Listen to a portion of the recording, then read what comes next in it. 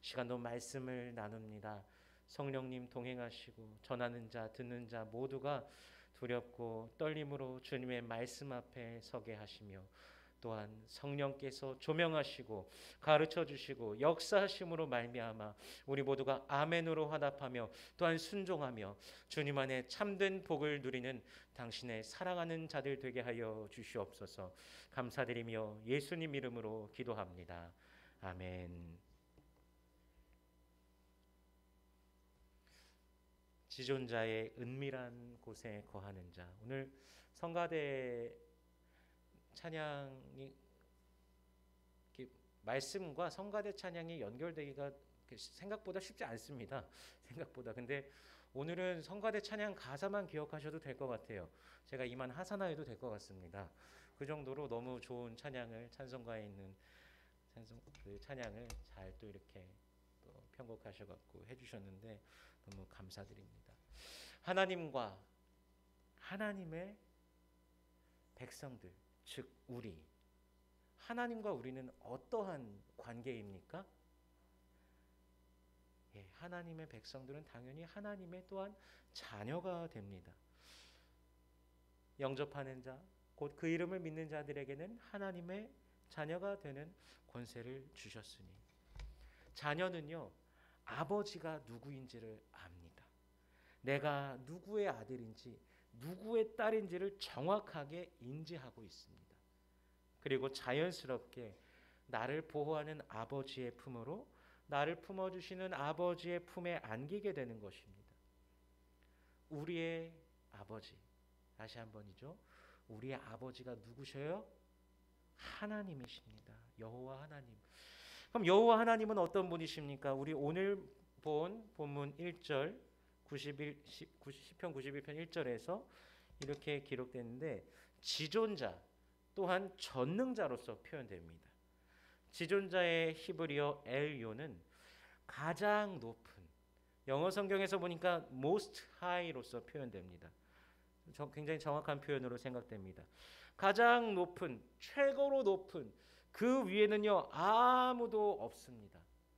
여러분 사람들 중에서는요 높은 곳으로 올라가고 정복하기를 원하여서 저 에베레스트 산에 K2 그 봉에 오르기도 하고요. 오래전 노아 시대에는 노아 이전 시대죠. 바벨탑을 세우기도 하였습니다. 그러나 하나님에까지 이르지 못합니다. 그 누구도 이룰 수가 없습니다. 전능자. 전능자는 무엇입니까? 샤다이. 전능하신 하나님, 엘 샤다이. 하나님은 전능하신 분. 못하시는 것이 없습니다. 불가능한 것이 없는 것입니다. 여러분 샤다이라는 단어는요 가장 강력하다라는 그런 뜻도 가지고 있습니다. 그러면 지존자, 가장 높은 곳에 계신 분께서 준비하신 그 은밀한 곳, 은닉처, 그곳에 거주하고 있는 자를 그 누가 찾으며 해할 수 있겠습니까? 아무도 해할 수가 없습니다.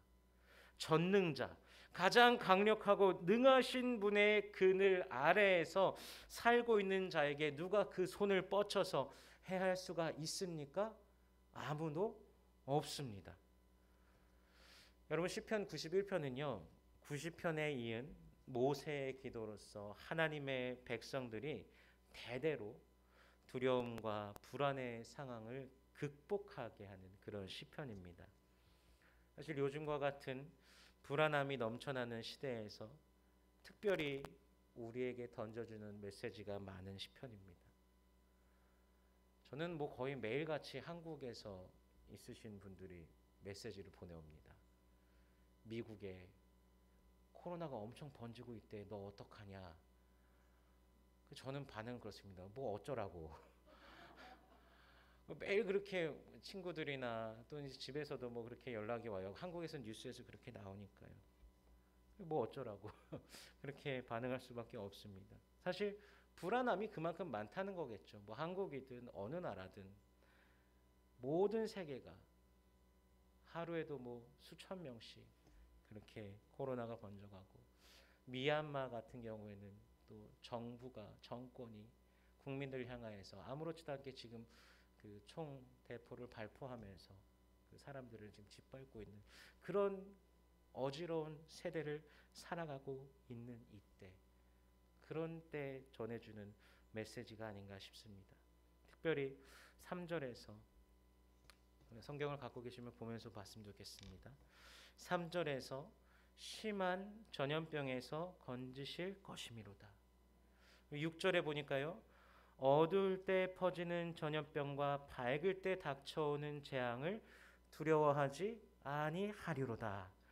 여러분, 이 구절은요, 특별히 오늘날 성경을 읽는 자들로 하여금 우리가 지금 시대니까 자연스럽게 코로나 바이러스를 연관지어 생각하면서 하나님의 그 돌보심과 지켜주심을 기대하게 됩니다. 여러분, 구약 성경에서 서술되는 전염병은요, 사실 정확하게 어떤 증상들이었는지는 우리가 알기는 어렵습니다. 그것에 대해서 자세하게 기록된 것을 찾기가 어렵기 때문에요. 하지만 이스라엘 백성들이 광야에 있을 때 전염병이 4번 있었습니다. 민수기 11장 33절에 재앙이 있었고, 또 14장 37절에서도 재앙이 있었고, 16장 46절에서도 재앙이 있었고, 25장 9절에서도 또 연병이 있었습니다. 다윗이 치리하던 때 사무엘하 24장 13, 15절에서 또 온역을 볼 수가 있습니다.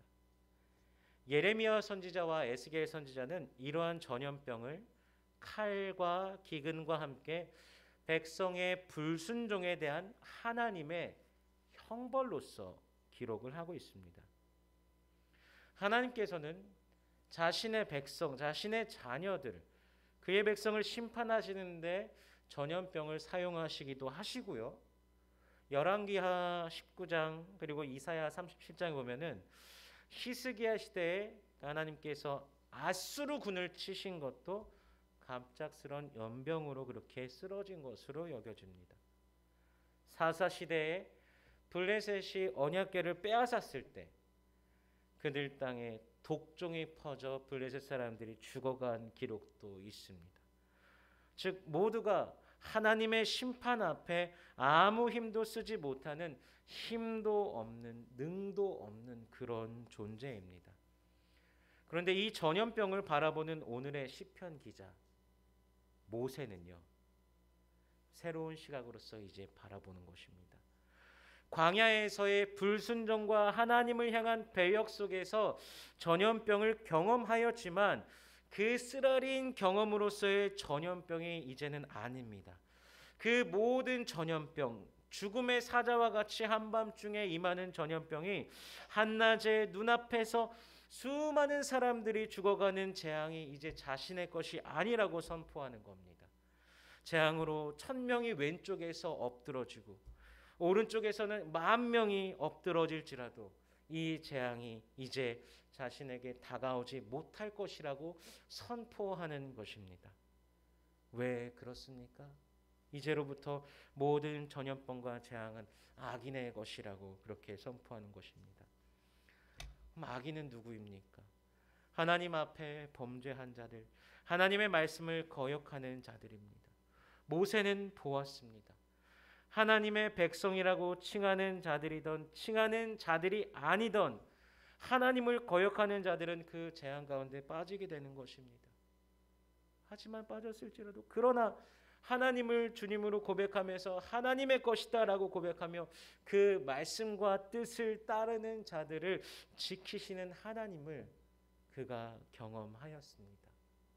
돌이켜서 다시 주님께 나아가는 자들도, 다시 주님을 바라보는 자들도 회복시키시는 것을 그가 이미 경험하였습니다. 그래서 오늘의 시편, 하나님께서 지키심에 대한 기도는요, 하나님께서 누구신지 알면서 그분의 말씀을 따르는 자들의 기도가 되는 것입니다. 이렇게 생각해 봤을 때 이 기도의 전제가 그럼 무엇이 되는 것입니까? 그 기도의 전제, 우리 14절 말씀 한번 우리 성경 보면서 같이 읽어보겠습니다. 시편 91편 14절 말씀 우리 한 목소리로 봉독합니다. 시작. 하나님이 이르시되 그가 나를 사랑한즉 내가 그를 건지리라. 그가 내 이름을 안즉 내가 그를 높이리라. 아멘. 이 기도의 전제는요, 하나님을 사랑하는 것, 그리고 그의 이름을 아는 것입니다. 우리가 재앙에서, 전염병과 환난과 이 모든 것에서 벗어나고 그런 것이 우리에게 오지 않을 것이다 라고 고백하며 선포하는 그 모든 기도의 전제가 하나님을 사랑하는 것, 그의 이름을 아는 것입니다. 하나님이 누구십니까? 하나님이 누구십니까? 출애굽기 3장에서 모세가 하나님의 이름을 여쭈어 봅니다. 하나님께서 주신 그의 이름이 무엇입니까? 스스로 있는 자. 다른 피조물들과는 달리어 그분은 그 어떤 것으로부터 발생된 분이 아니십니다. 그 모든 것 이전에 존재하신 분이시며 모든 만물을 창조하신 분이십니다. 창조주이시며 만물의 주관자이십니다. 그분이 누구신지 알고 그분 앞에서 내가 누구인지를 알고 그분을 사랑하는 것이 바로 오늘 시편, 오늘 기도의 전제 조건입니다. 알지도 못하는 신을 향하여서 우리가 기도할 수 없습니다. 막연한 그 누군가를 향하여서 부르짖을 수도 없습니다. 우리는 우리의 찬양을 받으시는 분, 그분이 누구신지 알아야 하며 그분을 향하여 기도해야 하는 것입니다. 1절에 본 것처럼 엘yon, 지존자, most high, 전능하신 하나님, 엘샤다이, almighty God, 그분이 바로 우리들의 하나님이신 것입니다. 하나님께서 창조주로서 우리를 지으셨고 우리를 사랑하셨고 슬프게도 우리가 범죄함으로 하나님을 배역하였지만 우리를 위한 속죄를 위해 예수 그리스도를 이 땅 가운데 보내셔서 그가 죄 없으시지만 가장 중한 형벌인 십자가의 형벌로서 의인으로서 죄인인 우리를 대신하여서 죽으셨고 속죄하셨고 우리를 살리셨습니다. 우리를 대신해서 죽으시고 부활하신 것입니다. 이 예수를 믿는 자가, 이 예수님을 믿는 자가 바로 구원받는 것입니다. 이 예수를 영접한 자가 바로 하나님의 자녀가 되는 것입니다. 여러분, 영생을 받았기 때문에 죽음이라는 공포가 사라진 것입니다. 코로나 바이러스가 우리한테 뭐 스쳐 지나갔다고 하더라도요, 코로나에 걸렸다고 하더라도 혹시 여러분 가운데 두려움은 없으시길 바랍니다. 뭐 심한 독감에 걸리고 심한 감기, 중병에 들려서 우리가 침상에 누워 있을 때라도 우리 교회 분들 중에는 한 분도 두려워하는 분을 본 적이 없는 것 같아요. 제 기억에는. 다들 하나님이 살리셔도 하나님 뜻이시고 내가 죽어서 저 천국에 가도 하나님 뜻이고 당신 뜻대로 하옵소서 늘 그러신 것 같아요. 우리 성도님들은. 맞죠? 예, 그런 믿음으로 우리가 계속 섰으면 좋겠습니다. 모든 사람들은요, 죽음 뒤에 세상을 알지 못하기 때문에 결국엔 두려움 속에 있는 것입니다. 예수 믿는 자들은요, 육신의 죽음 뒤에 하나님 나라 시민권자로 살아갈 것을 더욱더 기대하기 때문에, 저 천국을 기대하기 때문에 그 모든 두려움이 사라지게 된 것입니다. 전염병이 다가와도, 재앙이 다가와도, 환난이 다가와도 두려움이 없습니다. 천국 열차 티켓을 가지고 있기 때문입니다. 오늘 이 시편 91편의 이 기도를 보면요, 모든 기도가 다 미래형입니다. 올무에서도 건지실 것이다, 앞으로. 전염병에서도 건지실 것이다, 앞으로. 깃으로 덮으실 것이다, 앞으로. 그의 날개 아래 피할 것이다, 앞으로. 두려워하지 아니할 것이다, 앞으로. 재앙이 다가오지 못할 것이다, 앞으로. 화가 나에게 미치지 못할 것이다. 여러분, 크리스찬은 믿음으로 이렇게 선포해야 됩니다. 하나님께서 우리의 삶에 행하실 일들을 노래하면서 선포해야 합니다. 그래서 부정적인 언행 심사를 버려야 합니다. 하나님께서, 지존자께서 내 아버지신데, 전능자께서 내 주님이신데 여러분 두려워할 것이 무엇이 있습니까? 매일같이 믿음으로 선포하시길 바랍니다. 두려움의 것들이 혹시라도 다가오거든 예수의 이름으로 물러가라고 선포하시길 바랍니다. 하나님의 나라가 여러분의 삶에서 이루어지는 것을 매일 바라보면서 주님께 영광 돌리는 삶이 되게 해달라고 기도하시길 바랍니다. 하지만 이러한 선포, 이러한 기도가요, 여러분의 정욕을 위한 기도가 되지 않기를 바랍니다. 오늘 91편 11절에 보면요, 이렇게 기록이 되어 있어요. 그가 너를 위하여 그의 천사들을 명령하사 내 모든 길에서 너를 지키게 하심이라. 이 좋은 말씀을요, 이 좋은 말씀을 성경에 보니까 누가 사용한 기록이 있습니다. 누가 사용하였을까요? 오늘의 퀴즈입니다. 답이 나왔네 벌써. 퀴즈라고 말하기도 전에. 사단이 이 말씀을 사용했습니다. 사단이 광야에서 예수님을 시험할 때 사용한 성경 구절이 바로 91편 11절 말씀입니다. 그 말씀을, 그 이야기를 듣고 예수님께서 뭐라고 대답하셨냐면 신명기 6장 16절의 말씀으로 받아치십니다. 주 너의 하나님을 시험하지 말라. 그렇게 예수님께서 반응하십니다. 하나님의 보호하심과 축복이라는 그런 우리의 기대와 그런 선포함 속에 때로는 사단이 우리의 마음을 흔들어 놓을 수가 있다는 것입니다. 정체성 확립, 내가 누구인지, 하나님께서 누구이신지, 하나님을 사랑하고 하나님이 누구신지 아는 것, 그게 1번이 되어야 되는데 나를 만족시키고 나의 존재를 높은 곳으로 올려놓는다면 이 기도는요, 성립할 수 없는 기도가 되고, 이것은 광야에서 지속적으로 반복되었던 이스라엘 백성들의 반역의 역사로 또한 오늘날 우리의 삶에 이어지게 되는 것입니다.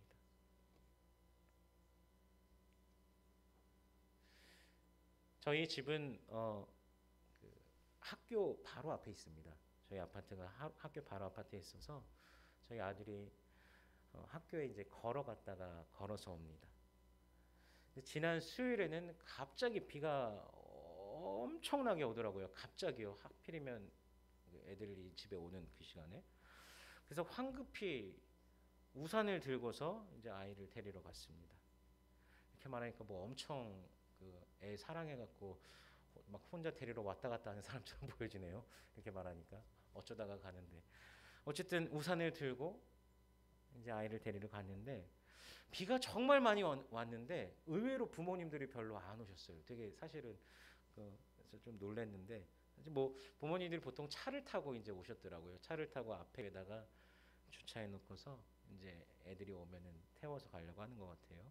근데 그 외에도 사실 우산이 없이, 부모님이 없이 이렇게 하교하고 있는 아이들이 많았었는데, 아이들이 이제 학교 정문에서부터 선생님의 인솔을 받아서 이렇게 걸어서 오는데, 이제 저 같은 경우는 이쪽 횡단보도 앞에서 기다리고 있는 부모, 또 저쪽 횡단보도 부모도 있습니다. 근데 모두 이제 아이들이, 대부분의 아이들이 속히 집에 가고 열심히 뛰기 시작합니다.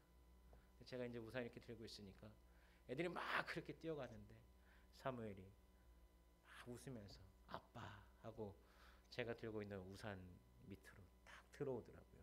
그러면서 비를 딱 피하더라고요. 성도 여러분, 하나님께서는 여러분을 사랑하십니다. 그 사랑 안에 반응하면서 그분 안에 여러분들이 거하시길 원합니다. 모든 상황 중에서 주님을 바라보시길 바랍니다. 우리들의 인생에 예상하지 못한 비가 내릴 때도 있습니다. 우산을 준비하지 못하였지만 하나님께서 여러분의 우산이 되어주십니다. 가장 높으신 분께서요, 여러분의 도움이 되어주시고, 사막 한가운데 그 뜨거운 태양을 피할 그늘이 되어주시고요, 목이 마른, 너무나 목이 말라서 애타는 그 갈증을 해결해 주실 물이 되어 주십니다. 또한 모든 공격으로부터 지켜주시는 요새시고 산성이 되시며 영원토록 흔들리지 않는 반석이 되시는 분이 바로 누구셔요? 우리의 하나님이십니다. 그러한 하나님이 바로 우리의 아버지라는 것입니다. 그리스도 예수 안에서 우린 모두 하나님의 자녀입니다. 여러분, 자녀로서의 권세를 누리시고요. 자녀로서 아버지를 부르고 고백하면서 사랑하면서 참된 복을 누리시는 우리 여러분들의 매일의 삶이 되시기를 주님의 이름으로 축원합니다. 함께 기도하겠습니다. 살아계신 하나님, 은혜를 감사합니다. 어지러운 시대와 환경 속에서 지존자께서, 전능자께서 나의 하나님이 되심을, 나의 아버지가 되심을 늘 고백하며 두려워하지 아니하는 당신의 사랑하는 성도들 되게 하여 주시옵소서. 우리를 늘